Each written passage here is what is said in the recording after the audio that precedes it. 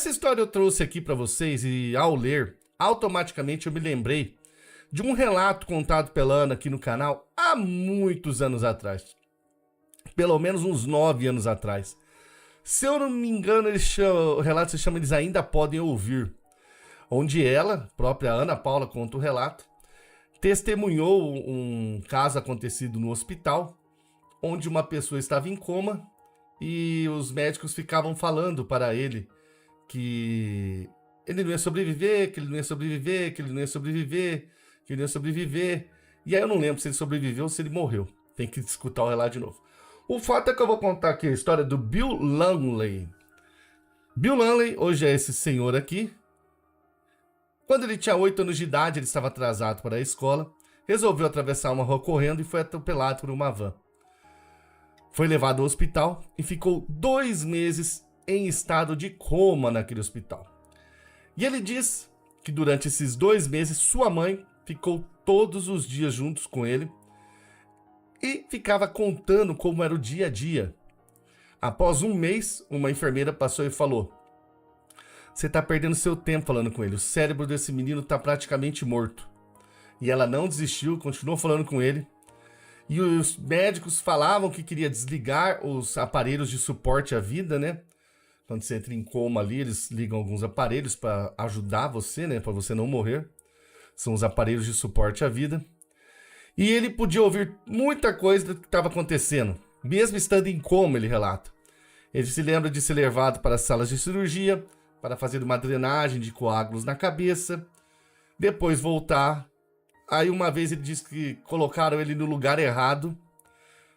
Como é que ele sabia que ele estava no lugar errado se ele estava em coma e de olho fechado? Essa é uma pergunta interessante. E ele tentava de todas as formas falar para a enfermeira que ele estava no lugar errado da UTI, mas ele não conseguia, óbvio. E até que um dia, sua mãe estava contando que a irmãzinha dele, que tinha 2 anos na época, começou a aprender a tocar piano, as lições dele, enquanto ele estava ali. Aí ele disse que a mãe viu que ele esboçou um sorriso. E aí a mãe já fez um alarde. O pessoal, claro que não desligou os aparelhos, e ele começou a partir daí a voltar à vida e sair do coma. E está vivo até hoje. Todo esse caso aqui foi publicado na edição recente do New England Journal of Medicine. Deixa eu desligar esse ventiladorzinho aqui. E o Bill Lumley diz que treme na base quando ele escuta falar que vão desligar os aparelhos de suporte à vida de alguém que está em coma, né? Isso é uma história que o pessoal aí começou a ver aqui, ó. Olha lá, sempre que eu ouço falar, dá um horror. O Bill diz que viveu um período de uma sequência interminável de sonhos, que na verdade eram percepções do que estava acontecendo ao redor, e a experiência que ele passou não é incomum. Com novas pesquisas foi possível ver a evolução sobre esse fenômeno. Gata do céu, você chegou chegando, hein? Não, você não vai tomar minha água. E isso é conhecido como dissociação cognitiva motora.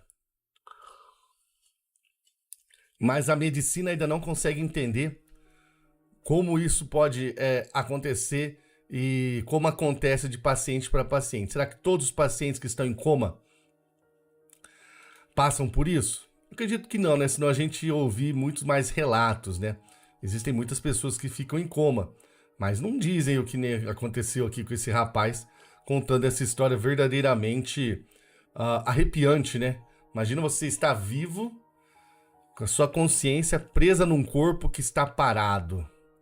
É uma coisa verdadeiramente que faz a gente, eu principalmente, né, ficar meio aterrorizado. Eu não quero passar por uma situação dessa, mas nunca.